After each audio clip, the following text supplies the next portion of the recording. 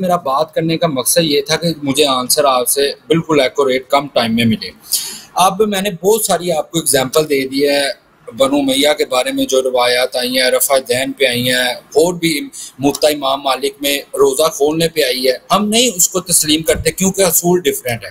اب 5 روایتیں ہیں ناراضگی والی بخاری شریف میں، 5 میں لفظ ڈیفرنٹ ہے، تو ہم کیسے اس کو جج کریں گے کون سی روایت صحیح ہے؟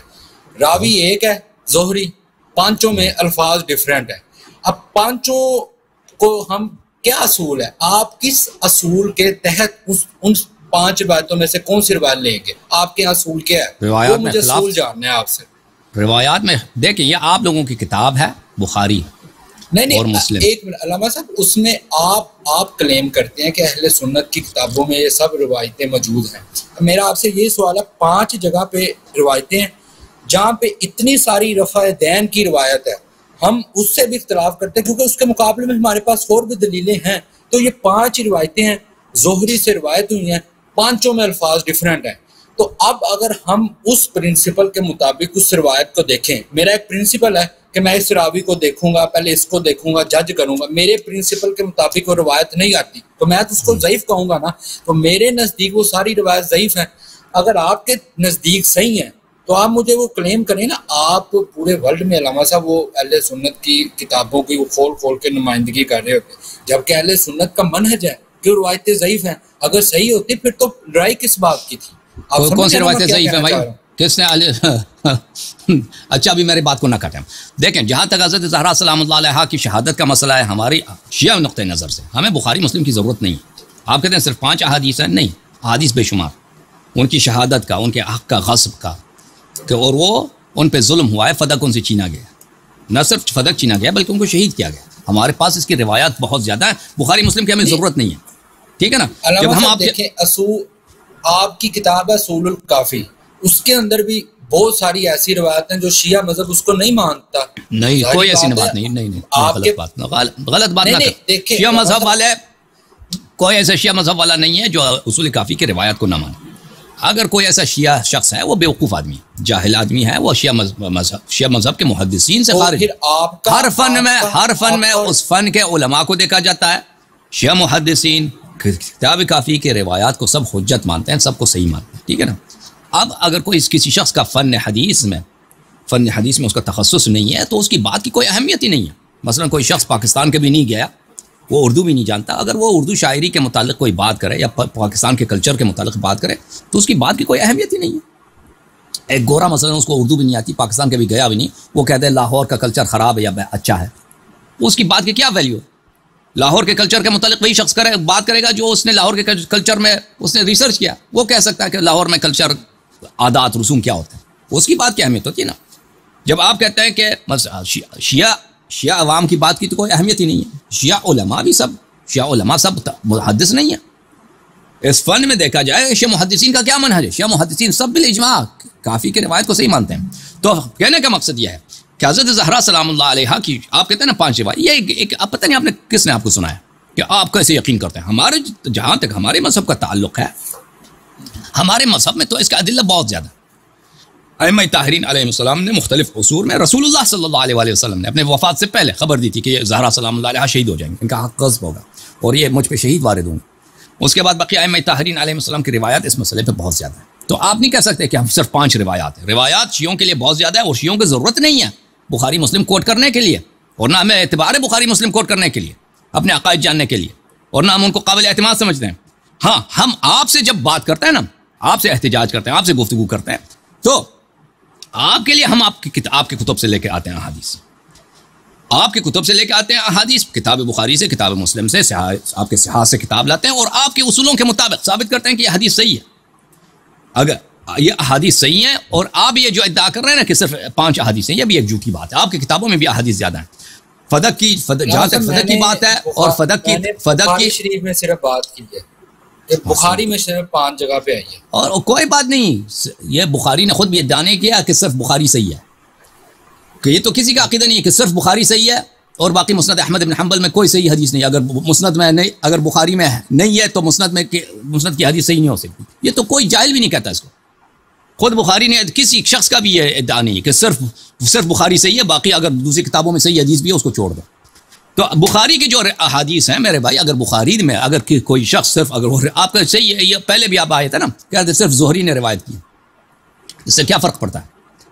اس سے فرق کیا پڑتا ہے؟ صرف زہری نے روایت کی. کتنی روایات ہیں بخاری میں اور کتنی روایات ہیں مسلم میں اور بقیہ مسانید میں کہ اس کے روایت ایک آدمی اس نے روایت کی اور سب علماء اس پہ عمل کرتے ہیں، سب علماء اس پہ عمل کرتے ہیں، اس کو کوئی نہیں چھوڑتے.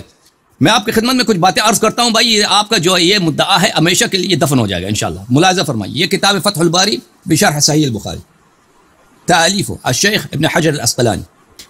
اس کتاب میں ملاحظہ فرمائیے میرے بھائیو، یہ کتاب جلد نمبر 6 ہے، چھاپ دار طیبہ میں سنہ 2005 میں چھپی. اس میں میں آپ کو لے کے چلتا ہوں، صفحہ نمبر 122 ہے، باب المزارعہ بالشطر ونحوہ. وقال قیس ابن مسلم، یہ روایت کرتے ہیں قیس ابن مسلم، اب روایت کرتے ہیں. روایت نقل کرنے کے بعد صفحہ نمبر 123 میں حافظ ابن حجر یہ کہتے ہیں کہ وحکا ابن التین ان القابسی انکر هذا. ابن تین کوئی محدث تھے، انہوں نے کہا ہے کہ قابسی نے اس حدیث کو انکار کیا ہے. اور قال کیف یروی قیس ابن مسلم هذا عن ابی جعفر وقیس کوفی ابو جعفر مدنی ولا یرویہ عن ابی جعفر احد من المدنیین. بلی یہ کہتے ہیں کہ یہ ابو قیس جو ہے یہ کوفی ہے، ابو جعفر مدینے کا تعلق رکھتے ہیں.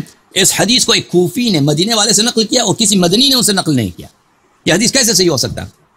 حافظ ابن حجر جواب میں کہتے ہیں وہ تعجب من غیر عجب.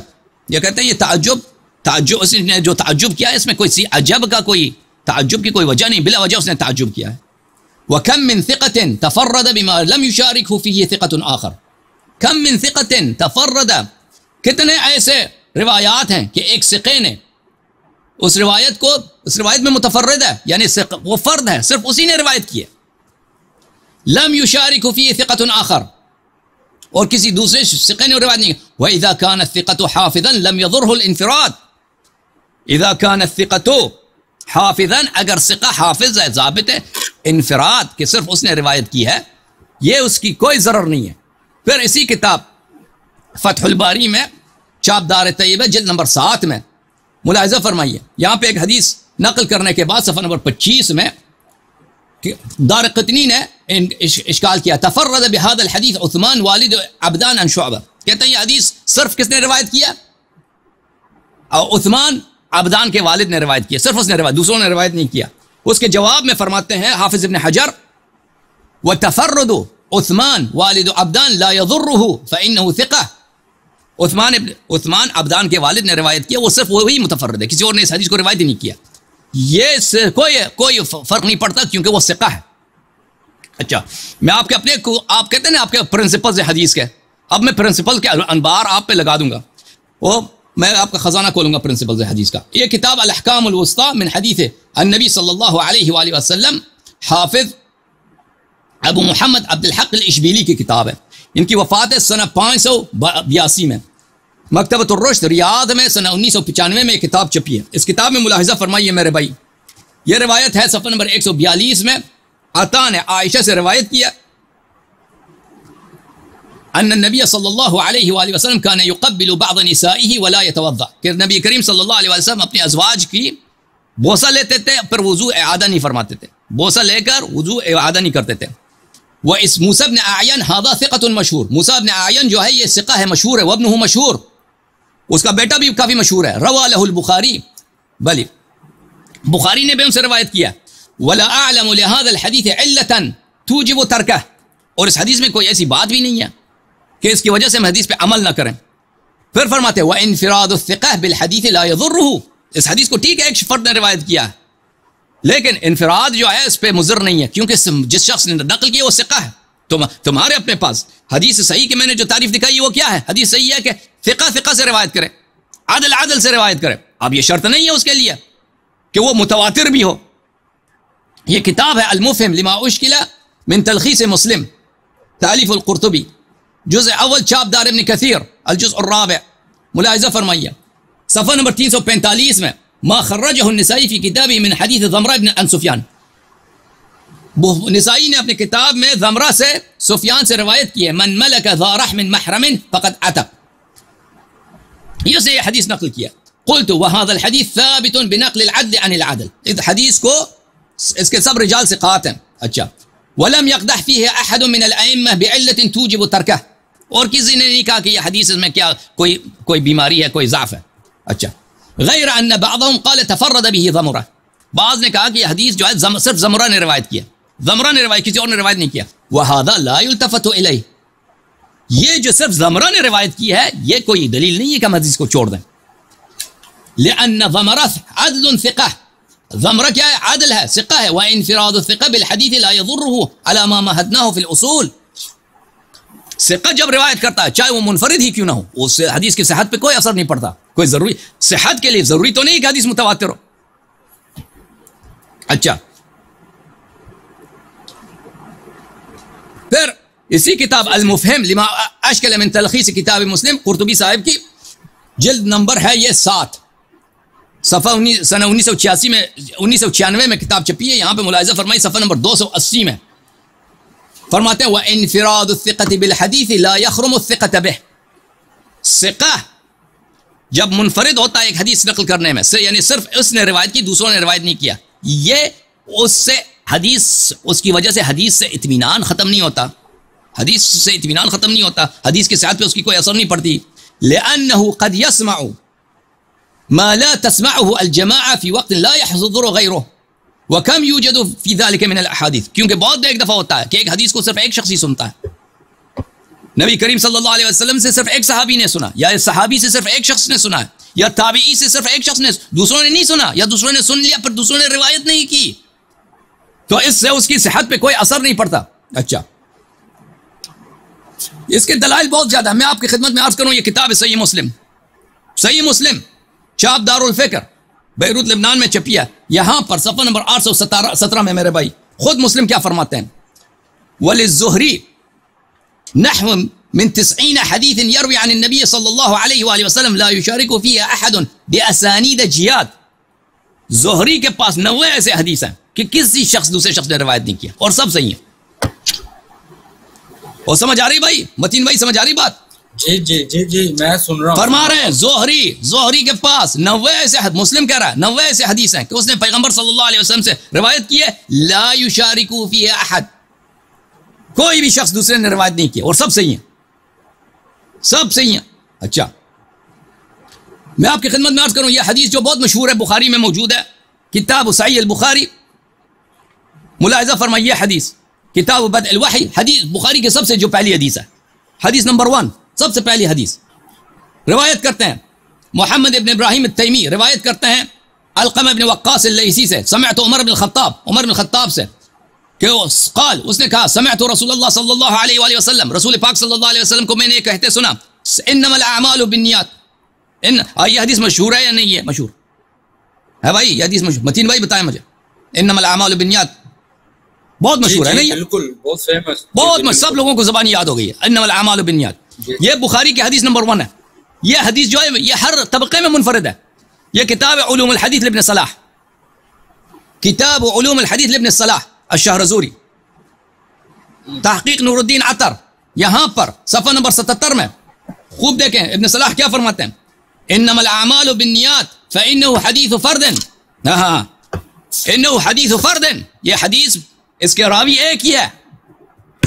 تفرد به عمر عن رسول اللہ صلی اللہ علیہ وآلہ وسلم, اس کو صرف عمر ابن الخطاب نے روایت کیا رسول پاک صلی اللہ علیہ وسلم سے. ثم تفرد به عن عمر علقمہ ابن وقاص, پھر عمر سے بھی صرف ایک ہی راوی نے نقل کیا.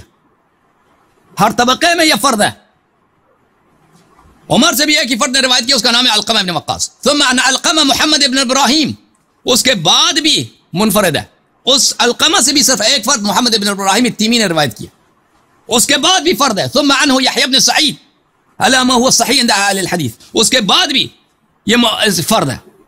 یعنی 4 طبقوں تک عمر بن الخطاب, علقمہ ابن وقاص, محمد ابن ابراہیم التیمی, اور اس کے بعد یحییٰ بن سعید. ہر 4 طبقوں میں صرف ایک راوی, اس کا کوئی طریقہ اور ہے ہی نہیں. پھر یہ حدیث بھائی اجماعی طور پر آپ کے نزدیک صحیح ہے. بھلے پھر فرماتے ہیں وَأَوْضَحُ مِنْ ذَلِكَ. اچھا اور آپ بتاؤ, اب بات واضح ہو گئی بھائی کہ ان لوگوں نے خود کہا کہ حدیث صحیح حجت ہوتی ہے. بات سنو, حدیث صحیح حجت ہوتی ہے. حدیث صحیح کی شرط یہ ہے کہ اس کا ہر راوی ثقہ ہو، عدل ہو، اور اس نے اپنے اوپر والے سے ملاقات کی ہو، یعنی اس میں انقطاع نہ ہو. اور پھر یہ حدیث جو ہے حضرت زہرا سلام اللہ علیہ فدق والی کہ وہ ناراض ہو گئے ابو بکر سے، بات انہوں نے چھوڑ دی ہے، یہ بخاری میں روایت ہے، مسلم میں روایت ہے، اور یہ آپ لوگوں کے نزدیک بالاجماع یہ کتاب صحیح ہے. اور آپ لوگ خود کہتے ہو کہ یہ کتاب جو ہے نا قرآن کے بعد سب سے صحیح کتاب بخاری مسلم ہے. پھر آپ جو ہے بھاگنے کے لیے یہ طریقہ کار نکالو کہ اس کا راوی صرف زہری ہے، تو کیا ہوا؟ تو حدیث کا جو پرنسپل ہے، میں نے اتنے کبار محدثین کے اقوال آپ کو دکھائیں کہ انفراد الثقہ بالحدیث لا يضره. ثقہ اگر منفرد کوئی حدیث منفرد نقل کرے تو اس سے کوئی ضرر نہیں ہوتا. پھر یہ منفرد بھی نہیں ہے. ابن تیفور نے اپنی کتاب بلاغات النساء میں دوسرے طریق سے بھی روایت بلکہ کئی طرق سے روایت کیا. ابن تیفور جو بخاری کا معاصر تھا، معاف کیجیے گا، ابن تیفور جو بخاری کا ہم عصر تھا، اس نے اپنے کتاب بلاغات النساء میں ایک طریق سے نہیں 4-5 طرق سے روایت کیا حضرت زہرا سلام اللہ علیہ کی ناراضگی کو. جی سر بولیں ہم.